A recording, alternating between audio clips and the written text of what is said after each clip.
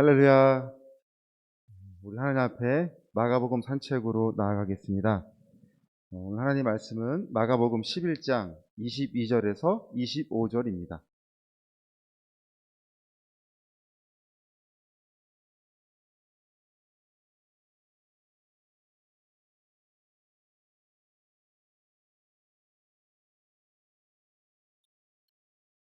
제가 받들어서 읽겠습니다. 예수께서 그들에게 대답하여 이르시되 하나님을 믿으라. 내가 진실로 너희에게 이르노니 누구든지 이 산더러 들려 바다에 던져지라 하며 그 말하는 것이 이루어질 줄 믿고 마음에 의심하지 아니하면 그대로 되리라. 그러므로 내가 너희에게 말하노니 무엇이든지 기도하고 구하는 것은 받은 줄로 믿으라. 그리하면 너희에게 그대로 되리라. 서서 기도할 때에 아무에게나 혐의가 있거든 용서하라. 그리하여야 하늘에 계신 너희 아버지께서도 너희 허물을 사하여 주시리라 하시니라. 아멘. 다음날 아침 무화과 나무가 뿌리채 말라버린 것을 본 베드로는 전날 예수님이 무화과 나무를 저주하신 말씀을 기억하고 질문을 드립니다. 이에 예수님은 하나님을 믿으라라는 말씀을 하십니다. 뿌리채 말라버린 무화과 나무의 의미를 예수님은 믿음에 대하여 말씀하시는 가운데 연이어 기도와 용서에 관한 가르침으로 결론을 내리셨습니다. 이것은 예수님은 우리가 무화과 나무를 어떻게 바라보기를 원하시는지에 대한 목적이 있는 것입니다. 예수님은 본문 10 앞에 17절에서 내 집은 만민이 기도하는 집이라 하셨고 그런 너희는 강도의 소굴로 만들었도다라고 하는 강한 책망을 내리셨습니다. 믿음의 부재, 믿음의 변질의 특징은 성전의 기도가 사라져 버렸으며 강도의 소굴로 만들어 버렸습니다. 시편 1편 3절에 그는 시냇가에 심은 나무가 철을 따라 열매를 맺으며 그 잎사귀가 마르지 아니한 같으니라고 하셨습니다.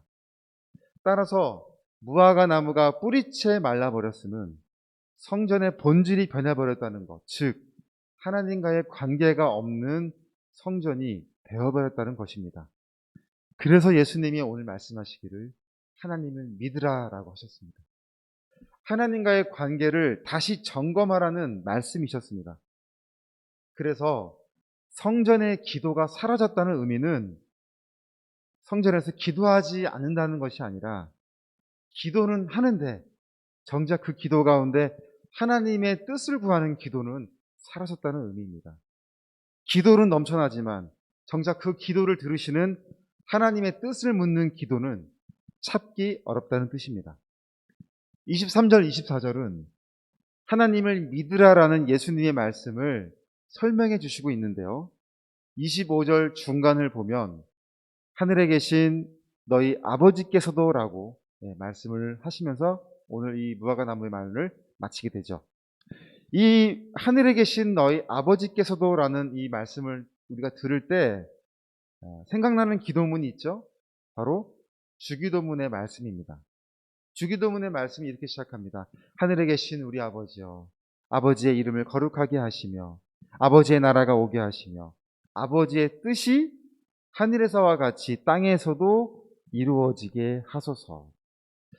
주님이 우리에게 직접 가르쳐 주신 이 주기도문의 목적이 어떤 목적이 있느냐? 우리의 기도가 우리의 목적에 맞는 기도가 아니라 하나님의 뜻을 이룰 수 있는 기도가 되게 하기 위함이 목적이 있는 것입니다. 하나님을 믿으라. 예수님의 강력한 말씀이셨습니다. 온전한 믿음은 온전한 기도가 되어지게 만듭니다. 따라서 믿음에 대해 기도의 말씀으로 자연스럽게 예수님은 말씀을 이어가게 되시는 거죠. 23절을 보면 산더러 들리어 바다에 던져지라 하며 그 말하는 것이 이루어질 줄 믿고 마음에 의심하지 아니하며 그대로 되리라 하셨습니다. 24절을 보면 그러므로 내가 너희에게 말하노니 무엇이든지 기도하고 구하는 것은 받은 줄로 믿으라. 그리하면 너희에게 그대로 되리라 라고 말씀을 하셨죠. 우리가 이 하나님의 말씀을 우리가 대할 때 정말 분별력이 너무나 필요하고 중요하다고 우리 생각합니다. 우리가 하나님 말씀을 대할 때 이 말씀을 문자 그대로 받아들여야 할지 아니면 비유의 말씀으로 받아들여야 할지를 우리는 분별할 줄 알아야 돼요. 제가 대학교 때 중간고사 시험 기간이 되었어요. 엉터리처럼 학교 생활 하다가 시험 전날에서야 공부를 하게 되었습니다. 도서관에서 밤을 샌다고 앉았는데 당연히 공부가 잘 될 일이 없지요. 공부는 안 되고 잠은 쏟아져 오고, 그런데 어디서 들은 말은 있어서 문득 이 말씀 한 구절이 떠올랐어요. 내게 능력 주신 자 안에서 내가 모든 것을 할 수 있느니라. 빌립보서 4장 13절의 말씀이었습니다.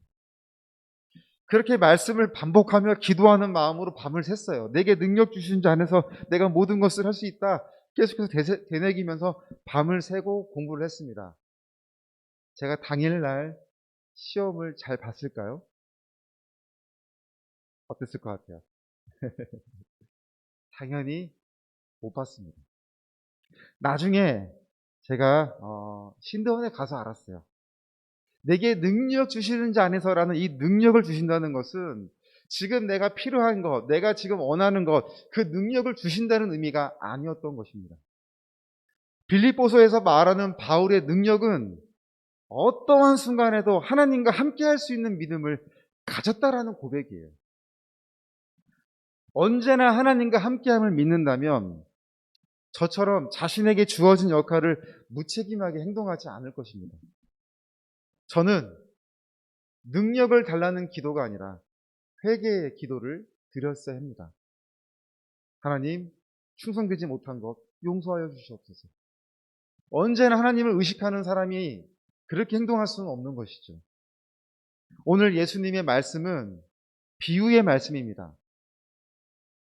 산을 옮길 만한 믿음, 그것이 어떤 나의 믿음의 확신과 내가 원하는 것을 이루고자 하는 것에 대한 온전한 믿음이 될 때 이루어진다. 주님은 그런 말씀으로 하신 게 아니에요. 자신이 원하는 것을 이루는 기도에 확신을 가지라는 것이 아니라 하나님과의 온전한 믿음의 관계를 확고히 하라는 말씀입니다. 그러한 사람이 드리는 기도는 하나님이 원하시는 기도를 드리게 됩니다. 우리가 산을 옮기는 게 아니죠. 그 산을 옮기는 이는 하나님이신 것입니다. 할 수 있거든이 무슨 말이냐? 믿는 자에게는 능히 하지 못할 일이 없느니라. 이 말의 의미를 깨달은 아이의 아버지는 즉시 나의 믿음 없는 것을 도와주소서라고 고백하게 됩니다. 어느 주석가는 오늘 이 23절, 24절의 말씀을 이렇게 설명하고 있어요. 저는 이 말씀이 맞는 것 같아요. 무화과 나무 사건을 배경으로 제자들에게 하나님을 믿으라고 요구하심으로써 하나님을 믿는 자들에게 자기와 마찬가지로 하나님의 구속적이고 산을 옮길 만한 역사에 참여할 수 있는 기회를 제공하신다. 역사는 하나님이 이루시는 거예요. 믿음은 우리를 그 자리에 참여할 수 있도록 인도해 주십니다. 우리가 믿는 믿음이 무엇입니까? 하나님이 우리를 용서해 주신 것을 믿는 겁니다. 예수님이 우리를 대신하여 죽으시고 부활하신 것을 우리는 믿는 것입니다. 우리의 믿음은 용서의 기반에 세워진 것입니다.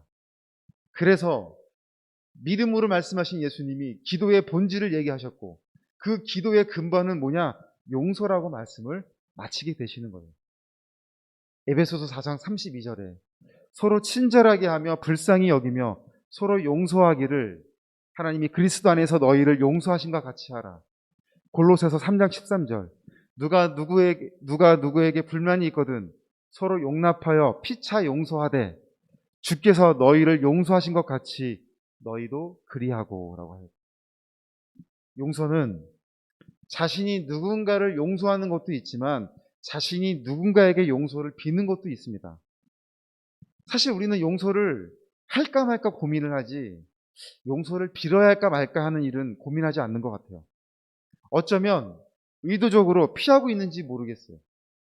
저도 이 말씀을 3주 전부터 묵상하면서 깨달았어요.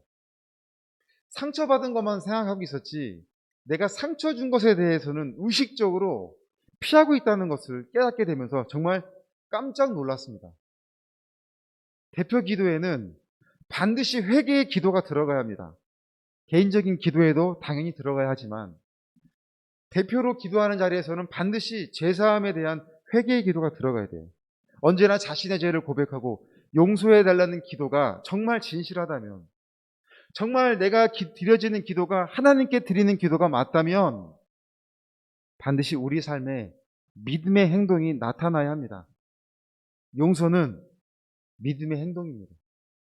누가복음 6장 37절에 비판하지 말라 그리하면 너희가 비판을 받지 않을 것이요 정죄하지 말라 그리하면 너희가 정죄를 받지 않을 것이요 용서하라 그리하면 너희가 용서를 받을 것이요 라고 하셨습니다. 25절 초반에 이렇게 말씀하죠. 서서 기도할 때라고 말씀을 하십니다. 당시에는 서서 기도하는 문화가 있었어요. 우리는 이것을 영적으로 한번 생각하면서 오늘 이 대단원의 무화과 나무 이야기를 마치고자 하는데요. 지난주 김석희 목사님을 모시고 우리 위로 찬양 콘서트를 열었죠. 많은 분들이 은혜를 받으셨고 저희가 유튜브를 개설한 이래 정말 많은 분들이 오셔서 시청을 하셨습니다. 지난 2주 동안 저는 이 행사 준비 외에는 아무것도 생각하지 않고 살았습니다. 집사람과도 대화가 안 된다는 핀잔을 받았어요. 어떤 대화도 귀에 들어오지 않았어요. 그리고 멍하게 있다가 공연 준비에 대한 이야기만 하면서 지내왔어요. 그렇게 준비를 다 끝내고 행사 전날 잠깐 기도원에 올라갔습니다. 그 기도원의 목사님이 말씀을 전하시기 위해서 이제 이렇게 나오시는데 천천히 이게 강대상 앞으로 오는 걸 보게 됐어요. 그런데 의자 앞에 무릎을 꿇고 기도하시는 모습을 보면서 정말 가슴이 메어지는 그런 시간을 보냈습니다. 말씀을 듣기 전에 이미 그 무릎 꿇는 모습을 보면서 저는 이미 마음이 완전히 무너져 버렸어요. 알게 됐습니다. 준비를 다 맞춰놓고 하나님께 기도하는 것이 순서가 틀렸다는 것을 깨달았어요. 공연이 급하게 결정되었다 하더라도 저는 먼저 하나님께 나와 기도하며 준비하는 것이 맞는 것이었습니다. 무릎 꿇는 것이 얼마나 생소해졌으면 다른 사람이 무릎을 꿇고 기도하는 모습에 은혜를 받고 있었을까요? 자기 의가 여전히 저를 주도하고 있는 저의 모습을 보게 되었습니다. 사랑하는 동역자 여러분, 하나님께 겸손한 믿음이 되어야 하겠습니다. 모든 교통정리는 하나님이 해주실 것을 믿고 우리가 용서함 받은 것처럼 이제는 용서하고 용서를 빌 수 있는 그런 회복의 시간이 되시길 바랍니다. 아멘. 오늘 우리 같이 기도하겠습니다. 오늘 수요일은 우리가 호스피스 환우들을 위하여 기도하는 시간을 가지고 있죠. 제가 잠깐 기도 이 제목을 나누고 하기를 원하는데요.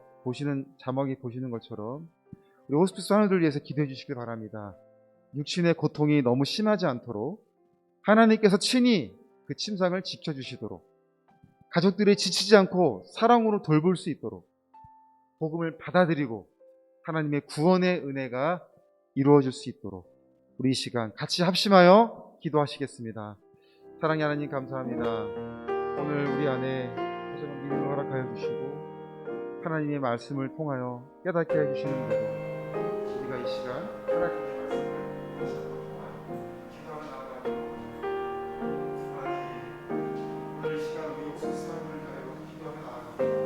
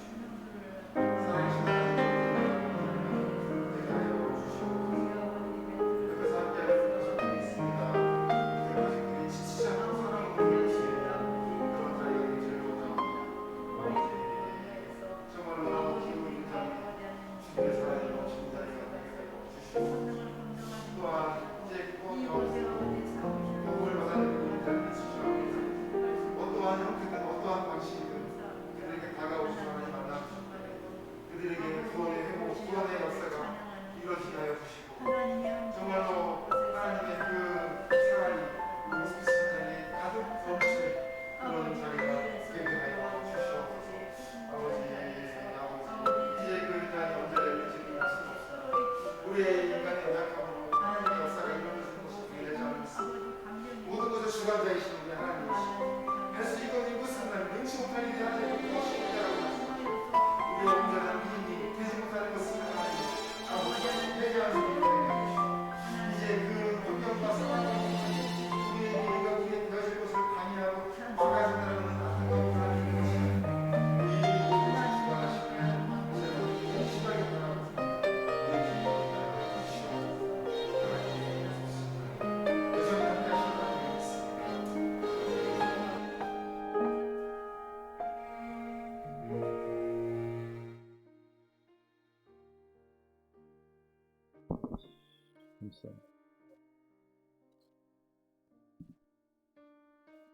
우리 두 번째 기도 제목은 우리 선교의 사역을 위해서 기도해 주시길 바랍니다.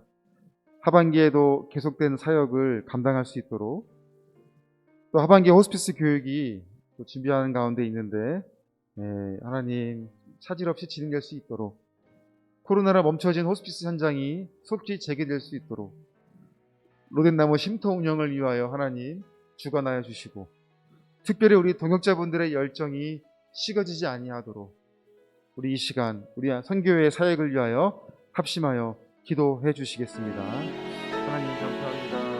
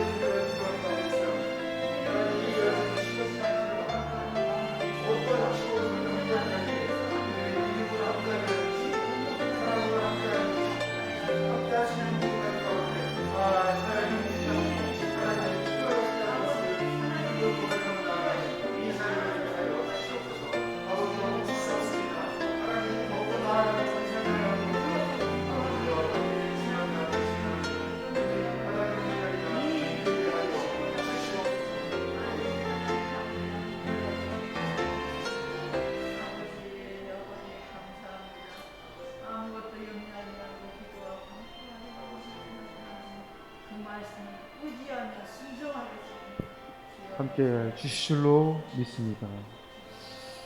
사랑의 하나님 감사합니다. 합심하여 기도할 수 있는 자리와 여건 허락하신 하나님께 감사합니다. 이제 더욱더 기도하는 가운데 나아가기를 원하오니 아버지여 기도하는 곳에 응답이 있게 하여 주시고 말씀을 대하는 곳에 우리의 믿음과 결실이 더욱더 성장해 나가는 이 자리가 되게 하여 주시옵소서.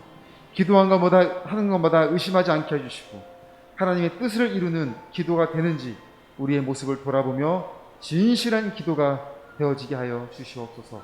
모든 것을 맡기며 예수님의 이름으로 기도드립니다. 아멘. 우리 하나님께 감사 영광의 박수로 예배를 마치겠습니다. 할렐루야. 수고하셨습니다.